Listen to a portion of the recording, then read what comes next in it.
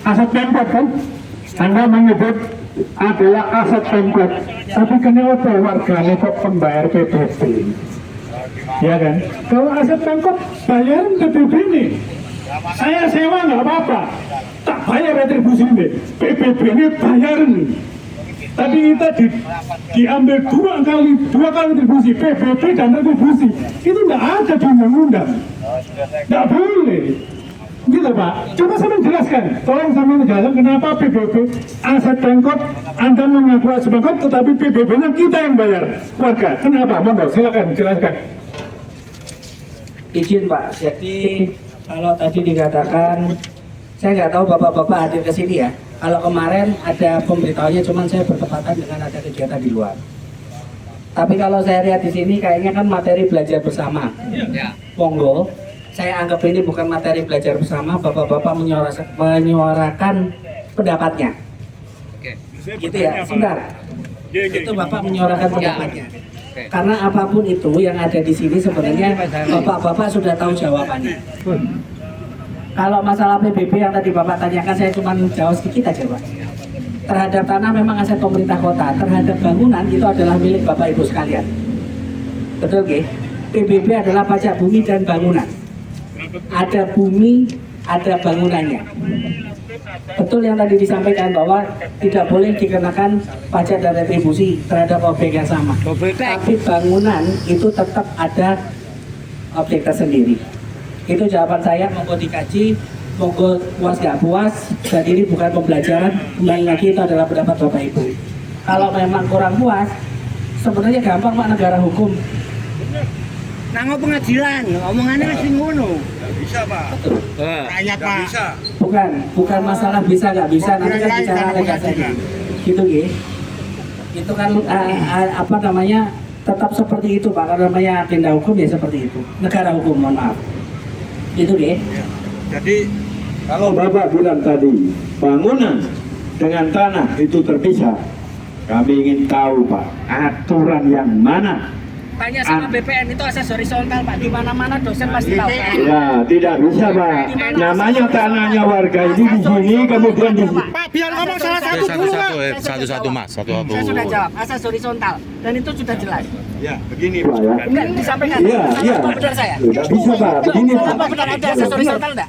Ini sore kurang ajar. Sebentar Pak. Enggak ada asas horizontal, tahu enggak? Itu Ya, sebentar. asas horizontal tahu enggak?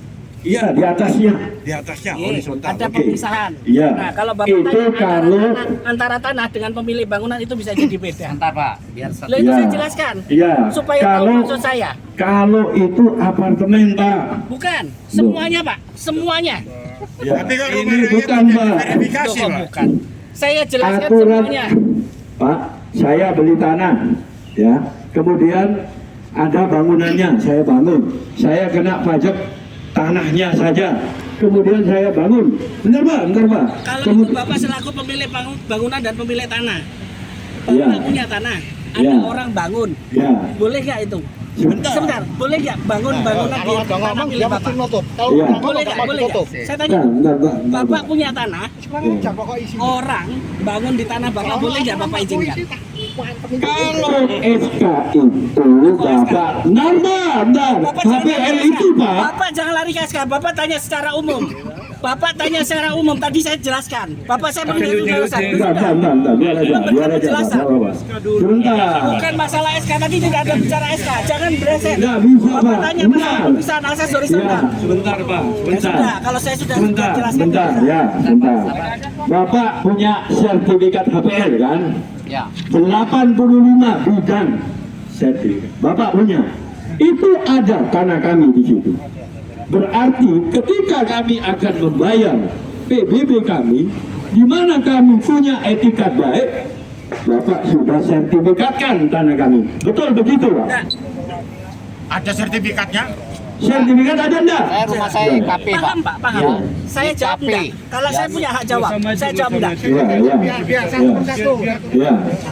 Ya, jadi sertifikat sudah ada kuasai. Kami sebagai penghuni yang sudah lebih dulu, tahun 70, ada yang tahun 80, sudah ada bangunannya semua. kemudian disertifikatkan APL. HPL, ya HPL Pak ya. Apanya? Tanahnya disertifikatkan Pak dengan SK, dasarnya SK HPL, SK HPL 97, ada yang 53, ada yang 55, ada yang 54, macam-macam. Nah, jadi Pak, laksanakan diktum-diktum itu Pak sesuai dengan aturan. Jadi kalau Bapak sekarang menggunakan aturan yang lampau, apa yang terjadi? Tidak sesuai dengan substansinya.